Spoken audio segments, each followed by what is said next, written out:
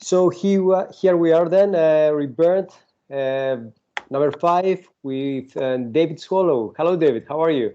Hello, I'm good, thanks. Welcome. Thank you so much for accepting my invitation. It's good to have a colleague from UK coming to Reburned. So, start for the first thing, myself and also the people that are hearing you right now, I'm sure they're going to know a little more about you. So you can expand a little bit about yourself, your career. That would be great. So give us a platform to build upon. Yeah, sure. So as you said, Dave Swallow, I currently work for Hereford and Worcester Fire and Rescue Service, which is classed as being in the West Midlands region of England in the UK. Sits sort of borders with South and part of Mid Wales to the west, and kind of Birmingham to the north east of it, and sort of the Cotswolds region into the Midlands to the east of it. I've been with Hereford and Worcester for about 10 months, and prior to that I worked for Greater Manchester up in the northwest of England, and I worked for Greater Manchester for 20 years before that. And that's where I've come from a wildfire perspective. Whilst I worked in Greater Manchester, attended, I've been to loads of sort of wildfires. We tended, well, when I started, they were called moorland fires or grass fires. And the risk up there is predominantly peat bog type vegetation, a lot of it which has been dried out and is managed for either water catchment or grouse moor, for shooting grouse. So a lot of it is heather dominated or fine grass, Molinia grass dominated sort of moorlands, very hilly, a lot of valleys, steep sided valleys, but also quite a large area of plateau on the top that's fairly level, undulating but fairly level. So a lot of our wildfire incidents related to that, not so much woodland. Having moved down here, the risk has changed a little bit. It's a bit more lowland heath, a mixture of scrub, brush and bracken, and we've got a few more forestry type risks, really. So I'm getting used to that changing risk within my local service, really, and understanding that, if anything. That said, this year, the majority of our fires, I think, I've not done much sort of scrutiny on this, but they appear anecdotally to be stubble fires or agricultural fires, burning through fields of wheat and maize and stuff like that. So that's where I've come from. Well, it's not really. I'm just trying to think. So in terms of wildfire as well, I'm one of the National Fire Chief Council, or the NFCC's wildfire tactical advisors. I'm recently in the last 18 months or so, taken over as the lead TACAD for the group. There's about 45 of us nationwide across the UK at the moment, and we provide a response to services and support to services who are dealing with large fires, to provide some tactical advice to the incident commanders, especially in those sort of fire services that are maybe not so familiar with dealing with wildfires and responding to wildfires, some of which we've seen this year, really, and I think we've probably been underutilised a little bit this year as a group of tactical advisors, and could have been used far better. But yeah, so that's kind of where I'm at, really. So thank you for that. Is wildfire something that you have pursued? Is something that you like and you have pursued to be engaged in this regime? Yeah, so it kind of came from, like I said, as a firefighter and a junior officer, sitting on a fire engine at whatever fire station, we always had to respond to a wildfire in some format or other. But I used to live on the edge of the Pennines, which is a sort of a north-south running stretch of hills in the north of England, on the edge of the Peak District National Park, and have seen fires on there, for years in a fairly frequent pattern. About every 8 to 10 years, we saw large fires there, but every year there was some kind of fire. So I've grown up with that understanding that there's fires, and that actually they get burnt as part of the management process as well. And then in 2017, as part of my promotional development to station manager, I did some wildfire training. The Peak District National Park have what's called a fire operations group. That's a partnership group between the fire services and the landowners and land managers, the park authority itself. And they've come together because they've dealt with a number of incidents and seen that the partnerships weren't really working very well. People didn't know each other, and land managers and owners have specialist equipment that the fire services could use to their benefit in dealing with fires and stuff. And so this partnership has built up over 20 plus years, which now also delivers a training package to the fire services, to officers within the fire service that sit in that jurisdictional area. So I did that course. It was it's 4 days long. And after the back of it became a wildfire officer for Greater Manchester, which is like an internal tactical advisor for the service, really. So I'd respond to a fire within the, in the early stages, along with the initial resources, and provide that support to whoever the incident commander, just to provide them with some advice and some tactical know-how, really, hopefully. That said, I think with hindsight, because we had some significant fires in 2018. When I was dealing with some of them fires in the early stages, I was definitely out of my depth and probably didn't have that knowledge and know-how. But it gave me the experience of the wildfire tactical advisors and the NFCC tactical advisor group, who responded into Greater Manchester to support us and bring what they, see what they could bring to the party. And I was lucky enough to be nominated to that as part of my ongoing development. And that's really where my deep interest into this has come from, to be honest, into understanding wildfires locally, nationally and internationally, and see how fire regimes are changing and how that's affecting, and having a bit of understanding around local climatic conditions and how they're altering and how they're changing our fire behaviour, and ultimately how we'll have to respond to them and prevent them in future as well. So my in-depth knowledge and understanding and interest in wildfire is fairly recent, really, only the last 4 or 5 years. But yeah, the stuff I've learned in that time, obviously, it's been, as we call it in the UK, on a learning curve, and it's been pretty steep because there's a lot going on and things are changing rapidly, as I'm sure you're aware. Yeah, it's a whole new animal, especially for people in UK, because majority of the incidents that UK firefighters colleagues are attending there are structural in the majority. So it's something, of course, that I would like to discuss further into the discussion today. But yes, I think it would be a great challenge for colleagues there to move from solely structural response to wildfires as well. It's a whole new animal, so it requires revised procedures, revised PPE, fire engines, etc., etc. You name it, it's there. So I think this is going to be a great challenge for the UK in the years to come. I don't know if you agree. Yeah, it's definitely going to be a challenge. Like I said, across the UK, we've always responded to wildfires as we're now calling them. And I agree with that terminology. Don't get me wrong. But traditionally, they've been just, it's just a grass fire is kind of the statement. It's just a grass fire. And I think, in fact, I don't know if you're going to speak to him at some point, but Craig Hope, I've heard a good quote from him, and I'm assuming it's his. It might not. He might have stolen it from somewhere. But in the UK, we've always had the ignitions and we've always had the vegetation. It was just the weather that was protecting us.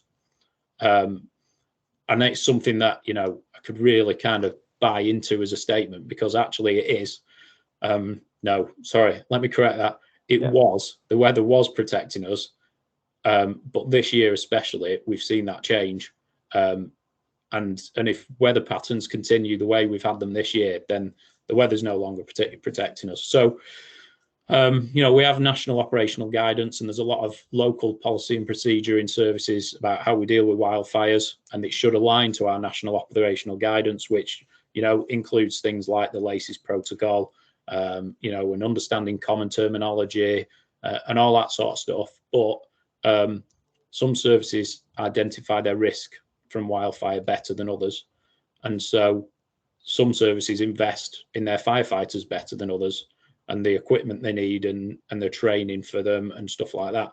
So we've got some fire services that are really good with it, you know, South Wales, for example, Northumberland, you know, and a number of others, been doing it for a long time. I've identified that risk for a long time and invested in people, you know, at all levels within the organisation. And then we've got other services that have just, you know, are focused on that urban environment more than anything else. And understandably, that's where, you know, traditionally they've lost lives, and they see more injuries and they see more financial losses. So I can understand why that investment, you know, with limited public funds is urban centred rather than some of their more rural risk. But I think as we see, we will see more scenes like we saw this year, particularly in July, where we saw fires spread into buildings and loss of buildings, and there's always a potential then to be losing lives because fires are going to be moving quite fast, you know, or moving faster than we used to and developing quicker than we used to. There's going to have to be a bit of a change in what we understand wildfire to be as a risk in a lot of services. You know, and I agree. And even this year, I think our weather has protected us a little bit, because when we saw 40-degree heat and humidity's dropped below 20%, and we saw some big fires, particularly on the 18th and 19th of July, and we saw some more develop, you know, a couple of weeks ago in early to mid-August, when we had that, what we call the second heat wave this year. We've not had any strong winds that came with them. Yeah. And if we'd had some significant winds come with that, especially in July, we'd have seen, you know, I think the situation would have been far worse than it was, you know, over them few days, definitely. So I agree with that. On that subject with the wind, we have been spared this year in Cyprus as well. We have been spared both on heat waves and also in wind force during the fires. So we have a number of fires, but they were not during strong winds. And we did have the heat waves that we have been affected the year past. So we have been spared this year, although the Western, Southern, Western Europe, and also the UK have been affected exponentially from the heat waves. Yeah. But going back to what you said about you have been protected by the weather so far, I totally agree. As I have told one of the other guests in the previous podcasts, I was in the UK in April, and I was working from the Fire Service College back to the village, and I was looking around, and all I could see was fuel.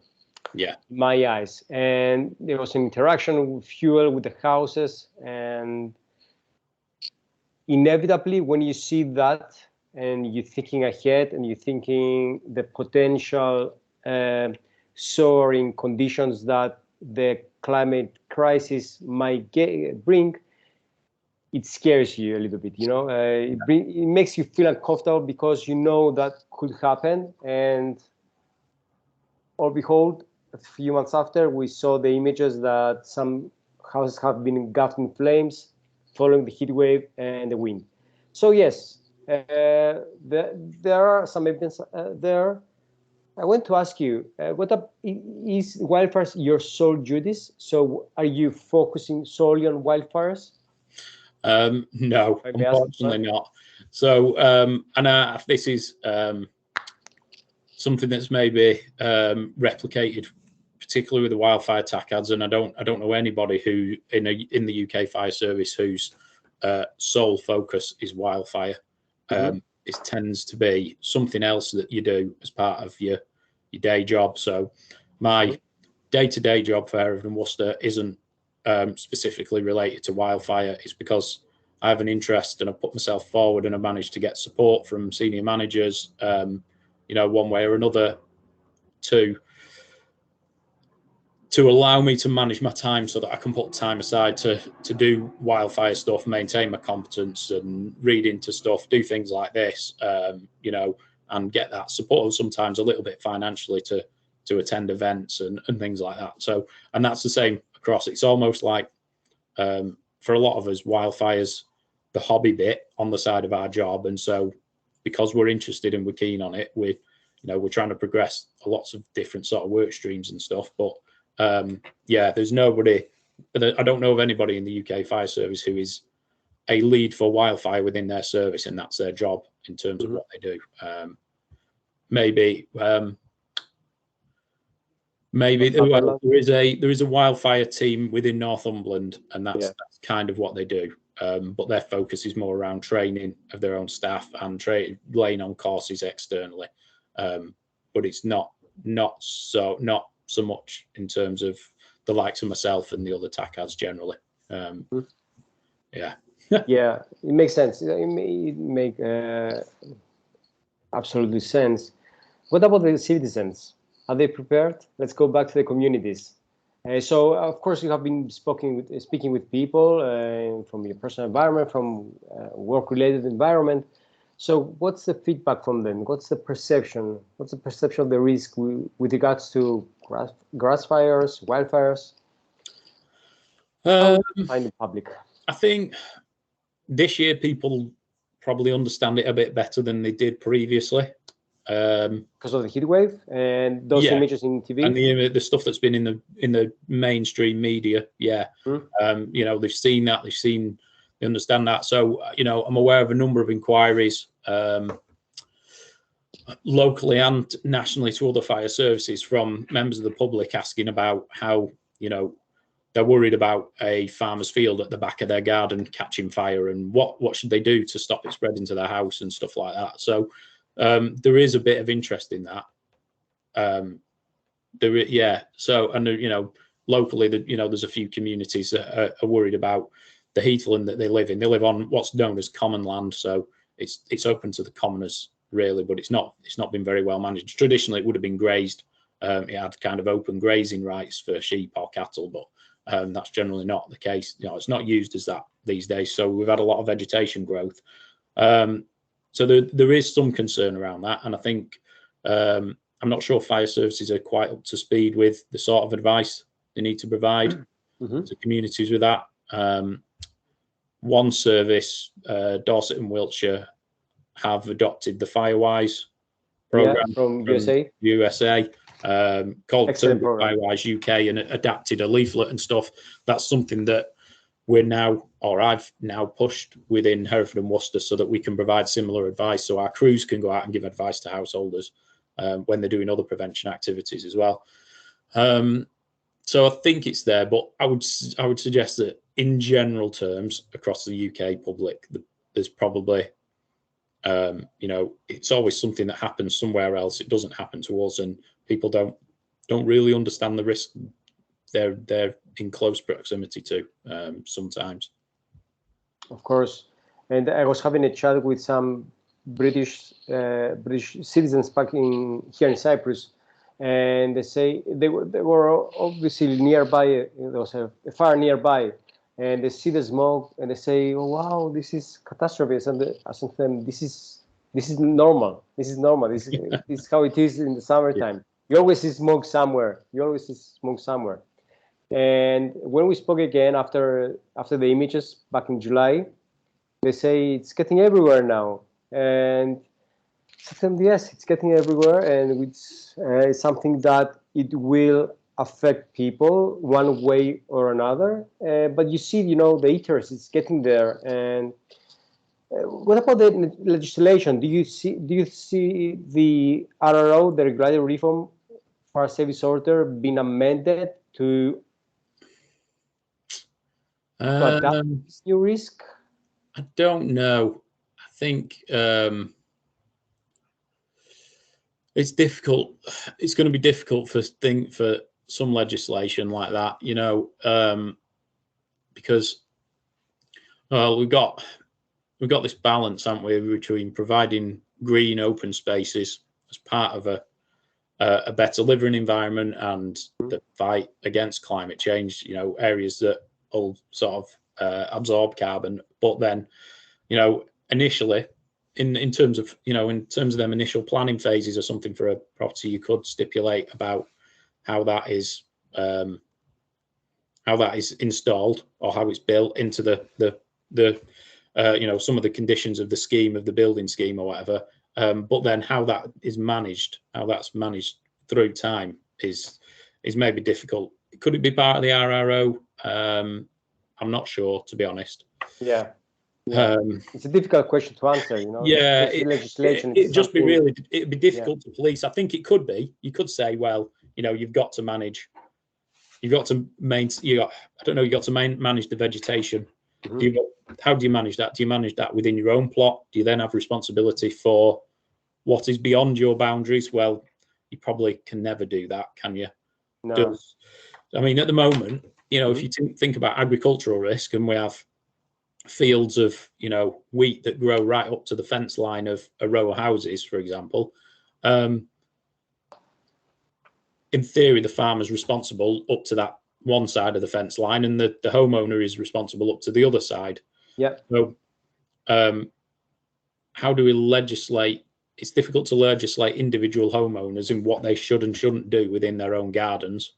I think will fall to the local councils to overview that, maybe. Most possibly as advice only, because it's private land.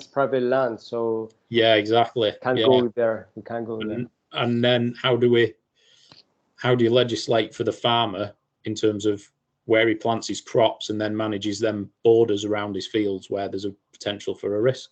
It'll be very difficult. And then how do you make sure that he maintains that, or he or she maintains that, you know, on all of their land, especially on some of the larger farm sites? Yeah, it's all right having it written down in legislation, but the practicalities of it would be the real difficult part of it. Yeah. And following that up, you know, with some kind of legal action where stuff's not being done. I think education's probably the first port of call, you know, in the way to try and do that.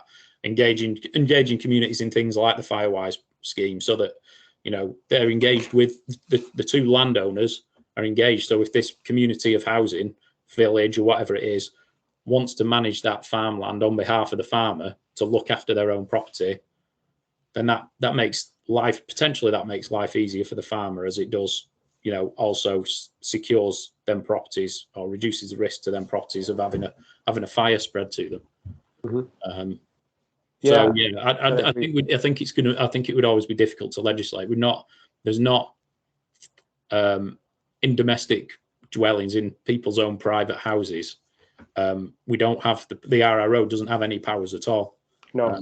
So it's that, you know, it's all right in a commercial setting, industrial setting, us saying, you know, well, you've got to maintain your escape routes, and then when outside, you need to cut your hedges back so that you don't get a fire. But that's about them. That's about them managing their risk. They need to, if they're doing a risk assessment, a fire risk assessment, as they should do, then it's about them understanding that there is that risk for fire to spread from an external source, where at the moment, fire risk assessments are quite focused on internal ignition sources, really. So that, it comes down to that education piece, I think, for everybody, and a better understanding of the risk around them.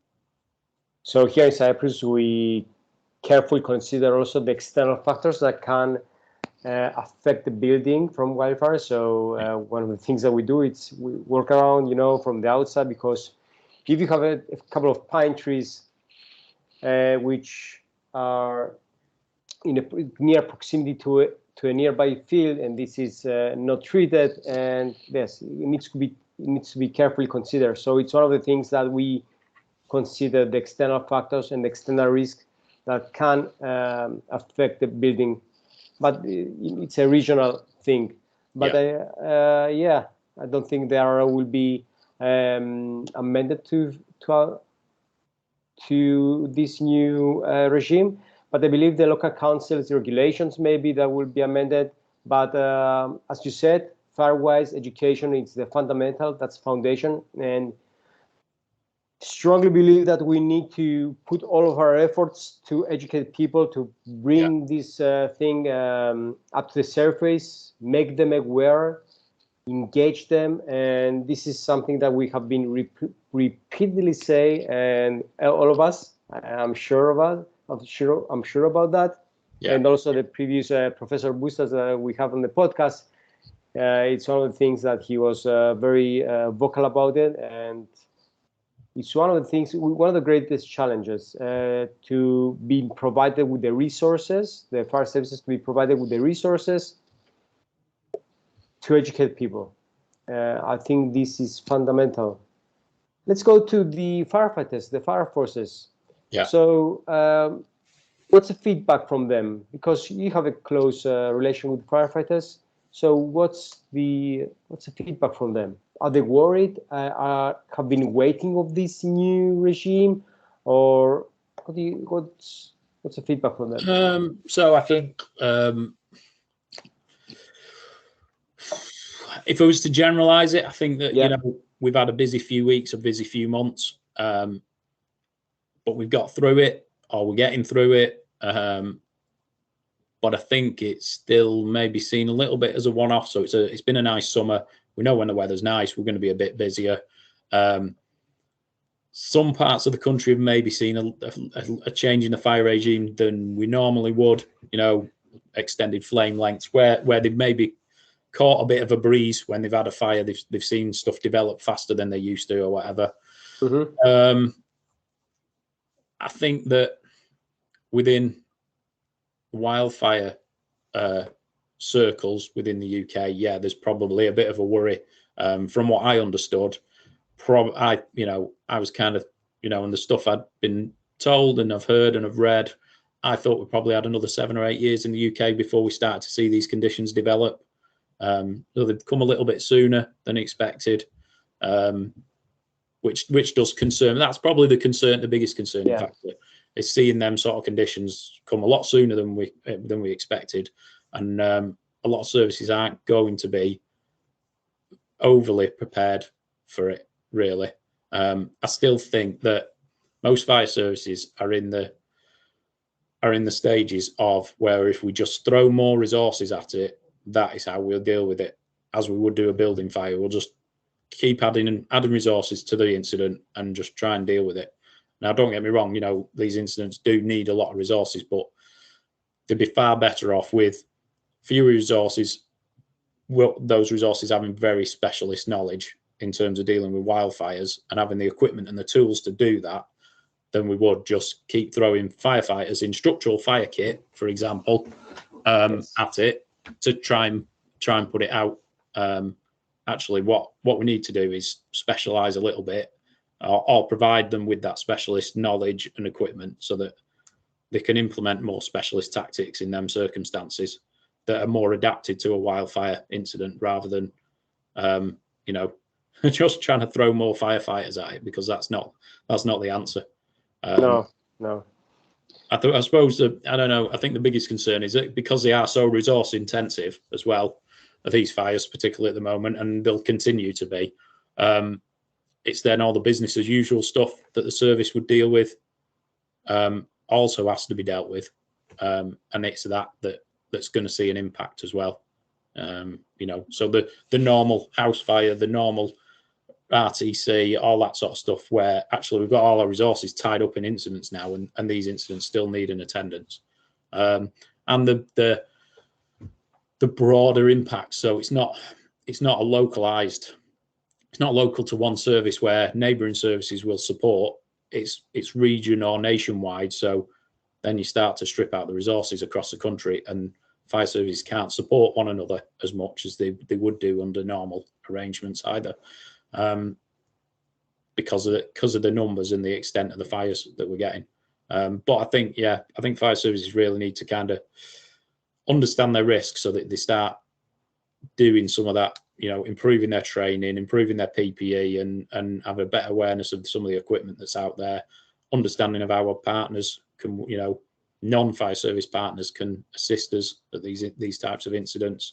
Are just having a better understanding of the whole environment they're operating in, really, because it'll come around again. It might not be next year, and if it's not next year, then everyone will be saying now 2022 was a one-off and that was it. But 23 or 24, 25 maybe, it'll happen again. So if it's not next year, so it won't be a one-off. I think we all know that. But people tend to forget, you know, to forget, and they think this is a remote event and this is something that will never happen again until it happens again. But we need to learn, and we need to really listen to the scientific community, because they have been giving warnings for some time now, and I have been heavily engaged in Twitter, as you have been engaged in Twitter. And there is this very, very rich knowledge community of scientists and people, experts, that they need to be heard. Like you have in UK, Guillaume Moraine, that he's putting all this information out for free, actually, in Twitter. Yeah. It's amazing. And all this wonderful community. And we need to hear them. We need to make those that take political decisions and those that take strategic decisions to hear the scientific community, because they have been giving warnings. They are giving warnings. We need to listen to them. And I absolutely agree that with regards to the response, you can't throw numbers to counter with the wildfire. You need to have the key, the people that are trained to recognize and suppress, to manage those systems, because these fires, I don't know if in the UK that because it's a lower risk because of the vegetation, etc. But countries like Cyprus in a mini scale, but Greece, Spain, Portugal, they have been dealing with monstrous fires, monstrous forest fires. So we have to change our mindset into getting the people the right training and the right tools, rich toolbox. I'm sure Greg Hope loves this word. Wildfire's toolbox. Hopefully I will be having Greg in the later date here on the podcast. But absolutely agree. So, give me a second, please. Have you been attended any fires elsewhere than UK? Have you been on that dispatch in Greece last year? No, I didn't. No. No, but that's actually an interesting development, because that's the first time the UK ever sent a contingent overseas for a wildfire in an official sort of government supported capacity. And that was great to see, actually. It was actually, and it's opened the door from a national perspective that we're now working on how we develop that offer to other countries when they need it, and what a deployable team looks like in terms of wildfire. And actually, we're working closely with colleagues who do what we call ISAR, so international search and rescue. So they do the response to like earthquake zones and stuff like that. They've been doing that for years, and they model in a structure that works well. That we're now working with them to fit a wildfire team in their kind of command structure, if that makes sense. So I'm hoping that it's moved a little slower than we initially hoped, but actually I think potentially within the next 12 months or so we'll have something where we'll be able to deploy people overseas within a formal structure, which will be really good. It'll help us build some of them relationships with colleagues overseas. We've got a lot of good relationships with colleagues overseas now anyway, like yourself and Mark Castelnau and Pau Costa in Catalonia and others. So with the work that a number of the TACADs particularly are doing, the AFAM project and people who contact with those in the US and stuff, we've got a lot of good contacts. So in terms of developing the knowledge of that overseas deployable team, and that information, that knowledge that then comes back into the country and gets sort of shared out and helps develop, that'll be a real big step for us, I think, really, and put us in a real good position as a country in terms of developing our knowledge with our colleagues overseas, in terms of particularly yourselves in the Mediterranean countries, southern Mediterranean countries, that what they're dealing with at the moment and what potentially we'll be dealing with in a few years' time, as things change for us here in Northern Europe. I think it's a great thing. And when I saw the images and the mission that left from UK to Greece, because one of the things that ring in my mind, it was the knowledge exchange. So the people that went to Greece, they were able to see what really wildfires are about, and they will be able to take that information, that knowledge, that experience, and take it back home to yourselves, to everyone, and see something ahead. Like Europe, to be honest, like Europe, we should and we have actually looking west to the States, because the States have been affected by major wildfires and are still affected by major wildfires for many years now.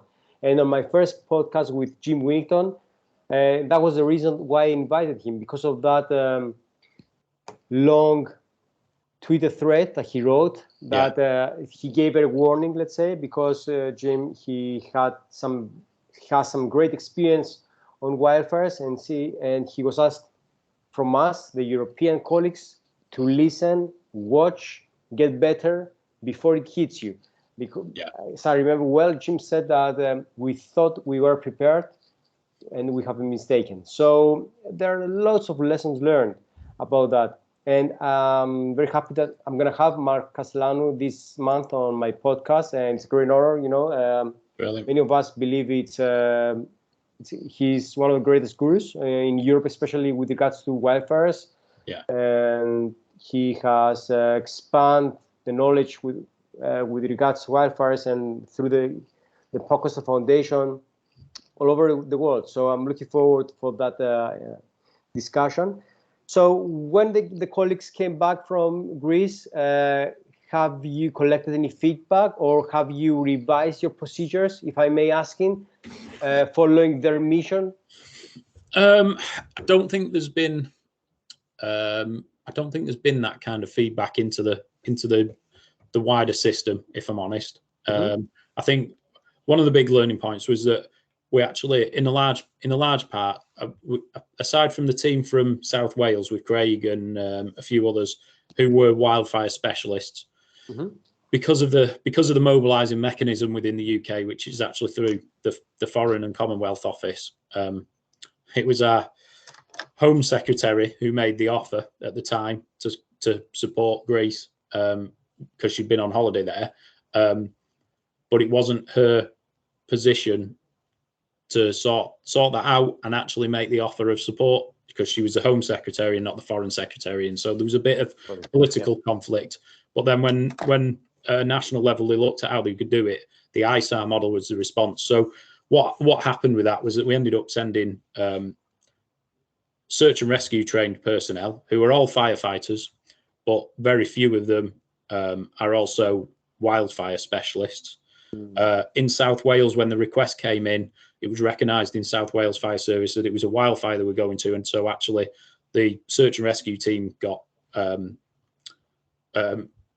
didn't get mobilised, and they went to the wildfire experts within the service and said, we want to send a team of wildfire experts. So that's what they did. But the other services just sent search and rescue firefighters rather than wildfire specialists. So I think that actually a lot of them had never, were never expecting to see scenes like that. They're used to grass fires and nothing much more, and it caught them a little unawares. I know that Craig and his team did some work with them en route to try and just prepare them a little bit and give them some understanding, even just a better understanding of some of the basics, like what LACES is, and some of the terminology used and things like that, because I think our general firefighter population, in very generalistic terms, do some very low level wildfire training, but not very much. And I think sometimes there's a doubt about, even when they do it, if they sit through a PowerPoint presentation or some online e-learning presentation, their actual understanding of what is included in that presentation isn't always transferred into actually applying much of it when they reach an incident anyway. So we need to move away from that. Sorry for ejecting like this. We need to move away from kill from PowerPoint. We need to move away from that.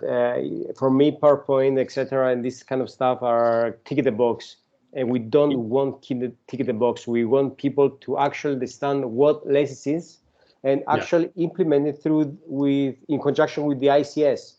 Yeah, so exactly. We need people to get that. Sorry for interrupting. We don't. No, you're absolutely right. I mean, I've spent since moving to Hereford and Worcester, I was asked to do a presentation on a webinar to the service, and I know from experience when I was on a fire engine as a firefighter and a junior officer, I sat with my watch and we went click through presentations and we go, there we go, we're trained in wildfire. And actually, in hindsight, I didn't really understand it, and I didn't really understand how to apply it or anything because nobody's showing me. And even just a presentation with somebody who knows what they're talking about to provide some context and understanding to what LACES is and you know, what the terminology means and how to apply it, and thinking about you know, the Campbell's wildfire prediction system and how to apply that and stuff.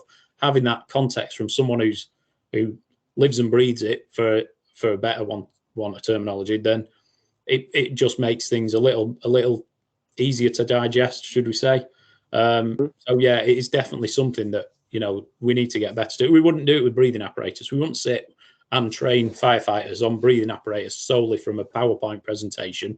We get them to do practical scenarios with it and practicing it. The same with ladders and pumps and everything else. And wildfire's the same, even if it's as, you know, even if it's just a sandbox that we're using with crews, just to get them to think about where they position themselves and you know, the fire development and what they can expect to see and stuff. So yeah, and I think so really the learning that came back from the deployment to Greece, coming back to what we were talking about, is that it's about actually the UK needs a more deployable model that works with specialists. So you know, Paul Headley is the lead, the NFCC lead for wildfire, has you know, written to the chief officers across the country, and we're getting support from a number of services who are quite well developed in their wildfire response. So, you know, South Wales, Lancashire, for example, Northumberland, Dorset and Wiltshire and Surrey and others who have got a lot of capability within service and have done additional training for certain specialist crews, if they'd be willing to support that response. And I think, you know, in the large case, it's kind of a yeah that they would do. And a number of the wildfire TACADs are also, you know, wanting to be part of that deployment model as well. So I think the learning for the UK from that was about how we deploy and who we deploy to get an effective team out there, because the team from the UK that went last year, although they did stuff, they were a generic firefighting team and didn't carry much specialist knowledge, with the exception of I think the 5 that went from South Wales. In future, what we'd like to see is a team of 20 or 30, where if we're sending 30, there's maybe 5 or 6 of them are in a command structure with command support and what have you to support the operations, and the rest have some technical and experiential knowledge of wildfires, so that we can, you know, we can do a burn suppression operations if we need to.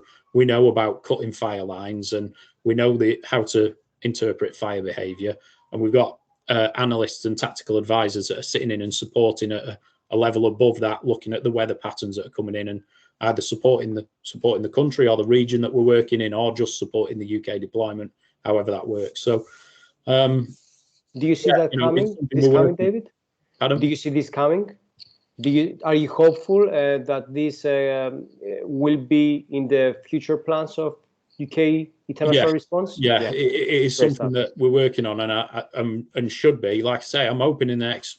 It's been a bit slow. I was hoping to have something more tangible this year, easily, but we've not. And I'm hoping that, you know, in the next 12 months or so, we will have something. I think if we got requested now, we've drawn up some kind of draft team models of what we think it would look like, and that's what we'd turn to in terms of a deployment option in future, rather than the ISAR model, particularly in Europe, because it's easier for us to get to Europe. We don't need, you know, ISAR, for example, they go through a vaccination program and stuff like that, and a lot of Europe, coming from the UK, we don't need that that sort of stuff in place immediately. I think longer term, with a bit of investment, we'd have all that in place, and, you know, that additional stuff. But initially, we wouldn't need that. So I think we could, you know, if a request came from France, you know, with the fires they've had, for example, or else, nearby, you know, we would probably go to sort of draft deployment model at the moment, and probably see, you know, potentially see an improvement on what the deployment we had last year. But that's the point, isn't it? Every time we respond to an incident, regardless of where it is, we should be taking that learning back from it and saying, right, that was good, that wasn't quite right, we need to improve that for next time. So yeah, this how it is. Yeah, absolutely agree. And you know, wildfires, of course, are not a national risk. It's a regional risk. It's a region problem. It's a worldwide problem, actually. So it makes sense to support each other, especially countries like France, and which is near UK and Spain, etc. Yeah, it's very positive that I'm hearing this from you, David, and I'm pretty certain that UK will adapt to that, because one of the greatest things that UK fire services have, it's excuse me, it's feedback, debriefs. You like that? Yeah, we do. Yeah, but it's a great thing, because it has been embedded in my DNA. Actually, I'm also debriefing my very children, so so it works. You know, it works, and I'm pretty sure that in the near future you're gonna have well-structured team to attend to future catastrophes, because catastrophes are catastrophes. They're going to happen one way or another. So what developments do you hope to see in the near future in UK, apart from what we have just discussed? Let's take one by one. Let's say for the communities, do you see Firewise being adapted by all communities, or by the majority of the communities, or from those communities that are under more threat than others? Do you see? I think, I mean, yeah, idealistically, yeah, it would be, you know, nearly every community would be considering the advice given in Firewise. I think realistically, it's going to be those that recognise their risk because of where they are. You know, may do. I think fire services could adopt that, or a version of it, you know, that is adapted to UK scenarios, definitely more widely. And I'd be surprised if actually after this year there isn't, you know, the NFCC prevention group, for example, looking at some of that and about how we communicate that with the public more widely, because there's a lot of people who will have seen them images of them 40 houses in London burning and thought, actually that could be where I live. That actually, you know, we've had fires around here and that could have been us. So I think there's probably a lot of that, and the public, I think, would welcome a lot of that advice, because they don't even know that it's out there. So I think, yeah, that's probably one of the biggest changes, is that, you know, our education to the public, that we need to see how we you know, how we communicate. Well, I think we communicate and we engage with the public quite well generally in the UK, but I think this is something, you know, this is a new piece of advice that we need to make sure that we get out to people, and at the right time of year as well, because it needs to be early enough for them to do something about it, but not so early that actually they don't perceive there to be a risk. Does that make sense? Yeah. It's a threshold. The careful, actually, the threshold that we need to hit. So I'm just trying to say, yeah. So I mean, we've got to be careful about when we communicate that message to people, because, you know, the ideal time is probably to cut a lot of that vegetation back through the winter months. But if you're pushing a wildfire message in the winter, when generally there's not so many wildfires, people don't perceive it to be a risk and won't take so much action. If you leave it until, you know, the weather's warmed up and it could potentially be a bit too late. So, you know, if you, especially in the summer months, so it's that balance about when to get it right, really. Yeah, that's probably the big one for me with the public, I think. What about the fire services? Do you think this thesis of resistance will cease? Because there is some. Do you think this thesis of resistance will cease, or fire service will adapt to this? Yeah, I think they will. I think some will be slower to adapt than others. I think some will want to see a bit of a pattern before they start to change or really recognise it. like I said, you know, this is one summer where this has happened. If it happens for 2, maybe 3 summers on the bounce, then, you know, come the 3rd summer, there'll be a whole wave of fire services trying to adapt to it and, you know, and have a better understanding, because they'll have realised that actually this is now what happens every year. In the same way that, you know, some services see flooding every year, and have adapted to that, really. So other services will already be recognising their risk and making sure that what they've got in place is enough, or that they need to adapt and learn from it. I'm aware that's happening. But I think, yeah, you know, generally a lot of fire services need to recognise their risk and then take the appropriate actions to deal with that, really.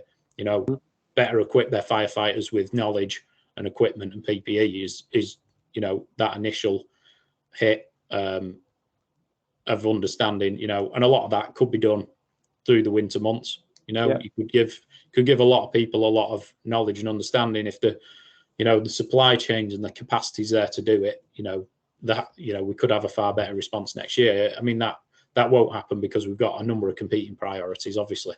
So, you know, and as things move on and it moves further and further into recent history, that will kind of drop down the list of things to do as we start to see other risks rise. Like I say, you know, another month or 2, we'll have had a few weeks rain and we'll be potentially looking at flooding in the December, January, February period that we're starting to worry about. So, you know, which is the other end of that extreme spectrum around climate change, isn't it? So, but yeah, I mean, I would like to see more fire services start to recognise the risk and build that knowledge and understanding, particularly with crews, with firefighters and their officers, about dealing with them, really. What's the greatest challenge for you? What will be the greatest challenge for you as a fire officer and as a wildfire tactical advisor and as a lead of the NFCC? What is your greatest challenge? What is currently your greatest challenge? Wildfires, if you want to share, of course. I think as a tactical advisor and an officer with some specialist knowledge, the greatest challenge is sometimes getting people to understand the risk they've got, whether that's at a fire, you know, while you're trying to deal with a fire and you're trying to, you know, you're developing plans or giving instructions or where you want people to be or not be when they think they're in a place of safety, or they think they've got the fire under control or something. And, you know, as a tactical advisor, I've got you know, I might have a better situational awareness of some of the bigger things that are happening, wind direction changes, for example, and things like that. Getting some of that across is difficult. I think getting people to understand that the climatic changes that we've seen in the UK this year that are going to become more prevalent, how that's going to increase our risk. So vegetation that we didn't see burn, or we didn't see burn very well in previous fire years, fire seasons, is going to become more available as we see more drier conditions, you know, and is going to burn. So perhaps some of the vegetation that we think of as now as not being readily available to be fuel in the future will be part of that fuel complex and won't give us some of that protection. And I think it's getting that over, I think. And I think, yeah, I mean, from an NFCC perspective, it's getting that knowledge and understanding across all the services, really, and the people who are making the decisions about how they allocate resources and what they do, and just generally improving it. I'm not again, you know, like I said, there's a lot of free information on Twitter in there, and in various other sources as well, around wildfires and climate change and stuff like that. And I'm not sure everybody, I know for sure not everybody, but I'm not sure a lot of people even are aware of a lot of that information and how that's going to affect the UK more broadly. To be honest, I have found myself in this position that because we are getting so much information from that, from Twitter especially, and we assume that others do so as well. Yeah. And sometimes, in the majority of the times, I find myself in a very difficult situation, because not everyone reads what is there, not everyone understands what it's written there, and that has brought me sometimes in a difficult situation. We need to assume that actually we should never assume. We should keep people informed and try to elucidate the information to the people, because there's a lot of information out there, and it's so dynamic, especially the wildfires. So many information out there, publishing every day, especially during the hot period of the summer. So many information. I was overwhelmed. So I was saving articles and articles for the summer to read, and I was overwhelmed. So what is have you been in a very challenging situation, and an incident operationally wise, that you have found yourself in a very difficult position, or not in a very difficult position? Have you found yourself in a challenging position? Yeah, if you want to share. Yeah. I've been to a few incidents locally where my operational considerations for the incident and the potential the incident has got are massively different to some of the others that are at the incident. We've got, I'm, like I say, because of the lack of knowledge and understanding, and this is something I say to our fire crews when I'm discussing this with them, is that we jump off a fire engine at a fire and go and fight the flames regardless. We don't look, we should make an assessment of it, and we might make a rapid assessment of it, but our priority is always about extinguishing the flames. And with wildfire, what I try to encourage our crews to do where I can is, if there's life or property risk, that's always your priority. I totally get that. I'm not saying, delay any kind of actions against that, but where you can, just take 30 seconds or a minute just to look at the fire, look at where it's going, and find your windows of opportunity ultimately in terms of the best place to put it out. Because what you'll find, and we've got loads of examples of it, is that firefighters will jump off with a beater or a knapsack, and they'll run to the fire and they start beating and squirting the fire out, and they do that for hours on end, and then it reaches a track, and that's where they put it out.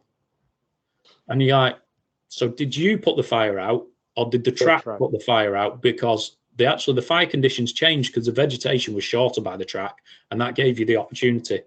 So if you've taken 30 seconds to look at where the fire was going, what you could have done is repositioned yourself on or near that track, and then deal with the fire when it reaches that point.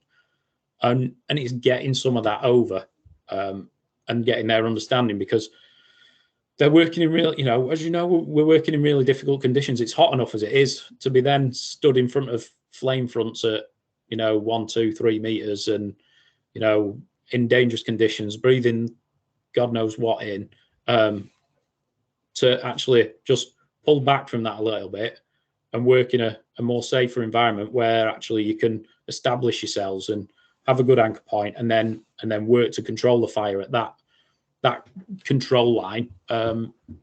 Getting that, they're the challenging conversations at incidents, I think, sometimes. I'm pretty sure about that. Yeah, because of course, where our people are involved, it is challenging. So I totally get that. So I think we have done good work here. We have covered a lot of stuff, and thank you so much for this, David. It's good to hear the feedback from many countries around Europe, especially, but also, of course, the USA. I'm trying to get someone from from Australia as well, to hear their view as well, because they're dealing with monsters, wildfires there.